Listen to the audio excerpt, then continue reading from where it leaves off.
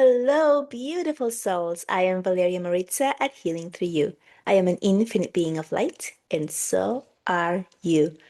Today, I have a message that I'm actually literally downloading as we speak. So, I was sitting here in front of my laptop doing some work, and I received this message that this needs to be heard, this needs to be said. And well, here it is. And the message is about us, you, all of us, right? What is it that is holding you back? This month, the month of June, is one of empowerment. It's the one where you are really tuning into yourself. What is it that you're here to do? What is it that is no longer serving you? And letting go of those things and really stepping up into that place that is yours. It's yours to shine on. I have, I speak to a lot of people who are on the spiritual healing path. And a lot of them have the same feeling inside, which is, I'm not good enough to fill in the blank. And the fill in the blank, a lot of times, is to share my message or to speak what I'm becoming aware of or to talk about the things that I'm receiving because no one's going to hear me. No one cares. Nobody wants to know what I have to say. Or I'm not there yet. I didn't do X amount of teachings or studying or meditations or inner healing or whatever it is coming up for you.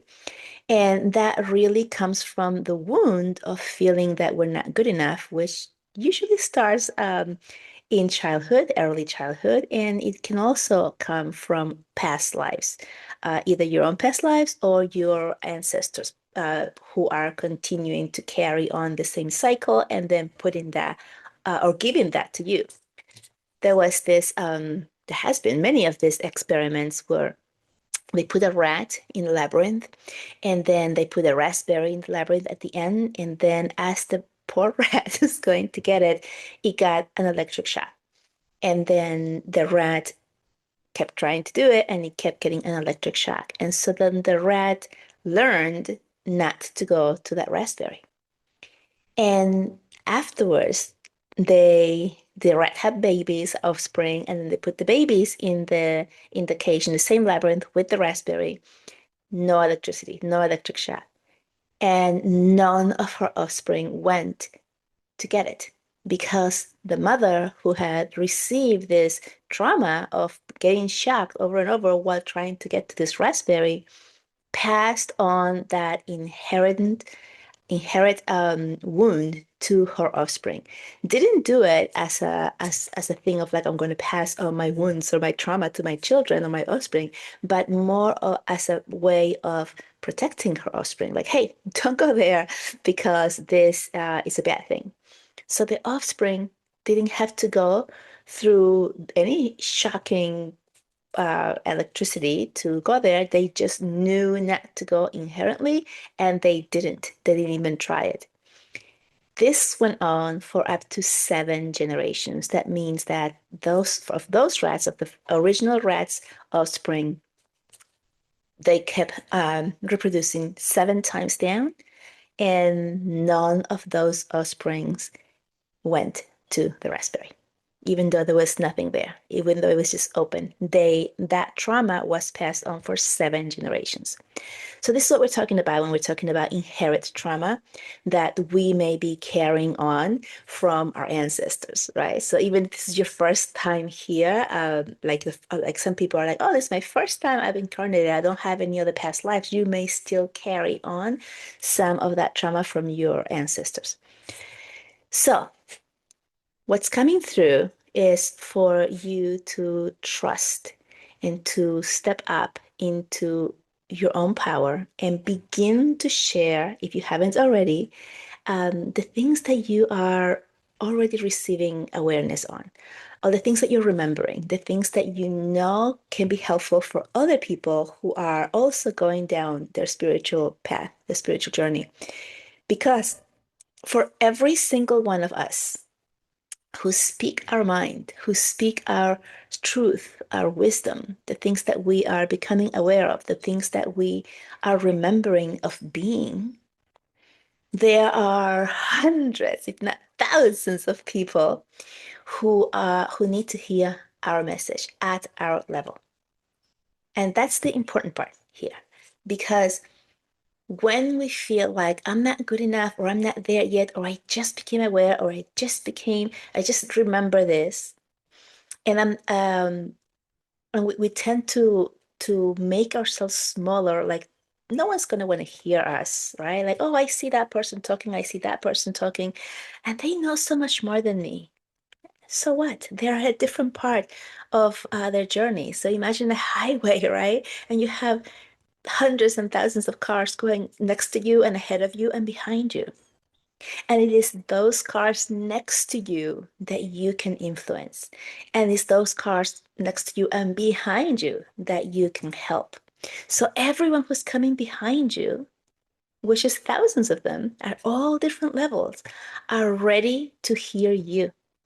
And everyone who's ahead of you, that's who pulls you forward. That's who you want to hear from. That's how you continue to evolve and expand yourself and remember more of who you are. It is an ongoing growth cycle. So there's no such thing as I don't have enough knowledge or remembrance, or I didn't do enough of this, or any of those things. There's no need to make yourself small, keep yourself small, and not share what you have. Because if you are aware of anything and you have the thought, the idea, or the desire to share with someone, it is because there is someone, at least someone, who is ready to receive it from you. And this is important because you have your unique way of seeing the world, of seeing your truth, of becoming aware of the things that you're becoming aware of. And you have your own life experiences and your own voice and your own words that you will choose to explain these things. And someone who is vibrating at your frequency will be able to hear it from you and you only. And they'll be able to um, help themselves become more aware in their own journey because of you. It doesn't mean that, oh, but there's hundreds of other teachers out there and they will want to go to them. They might want to, but they will only be able to receive the message if they are at the same frequency, right? So, for example, if there's someone who is really, really enlightened, let's say a monk who all not all they do as in the bad thing, but like what they have been doing or devoting their lives is to connect and meditating for hours and hours and hours a day. And they can do amazing things that I feel I can't do yet.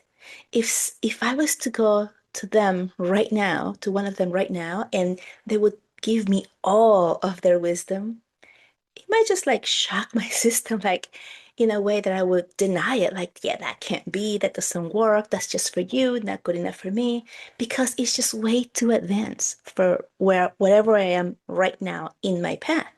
But if I meet somebody who is halfway, let's say, and I'm able to reach that frequency and absorb it, understand it through their words, through the way that they are describing things, then I'm able to expand and integrate that information, right? So it's the same thing for you. Whatever it is that you are becoming aware of, that you want to, or are dreaming of, or thinking of sharing with others, you only have that thought, idea, or desire to do it because someone else vibrating at your frequency is seeking you out. So don't hold it back. Don't keep it to yourself. Allow yourself to share it and allow that other person or people who are waiting for your message coming from your voice frequency to explain it to them. Okay, so that's the message coming through. I hope that this has helped you. Let me know in the comments if you have been feeling the want, the desire, the thought of like, oh, maybe I could or I should, or where do I even start? But like, I'm not good enough, or all of these thoughts that we have as humans when we continue to deny ourselves. If if you have been going through that and this helped you get clarity on that, let us know in the comments and let us know what you did. If you decide to step forward or speak out or share your story, share your wisdom with other people. And with that, I'll let you go. So much love to you, and I'll see you next time. Bye-bye.